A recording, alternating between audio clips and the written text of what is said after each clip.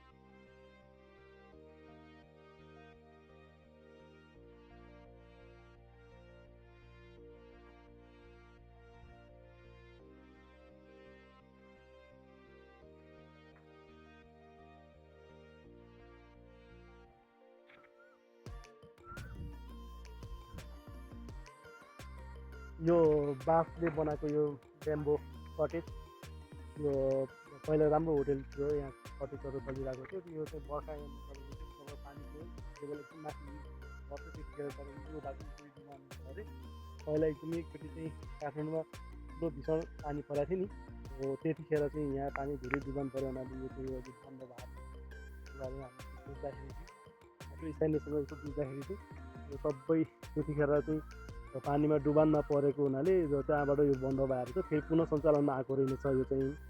अब यसलाई चाहिँ फेरि सञ्चालनमा ल्याउने जस्तो कुरो भइरहेको रहेछ। तर हेर्नु न कति मेहनत गरी बनाएको छ। बाँसी बाटो कस्तो राम्रो छ, सबै यिनीहरू चाहिँ अब त्यत्तिकै सबै बन्द भएको छ अहिले। यिनीहरूलाई फेरि अब मर्मत गराएर फेरि पुनः सञ्चालनमा ल्याउन सक्यो भने धेरै राम्रो छ। यस्तो राम्रो छ है। भयो अब हाम्रो चाहिँ आजको यात्रा चाहिँ यहीँ सकिने बेला आइसकेको छ। अब हामी फर्किनुपर्छ, आफ्नो गन्तव्य काठमाडौँतिर फर्किनुपर्ने हुन्छ। अब बाटो पनि लामो छ, बाटो पनि हेर्नु पऱ्यो। अब ठाउँ रमाइलो थियो, पानीले गर्दा अलिक दुःख पाइयो।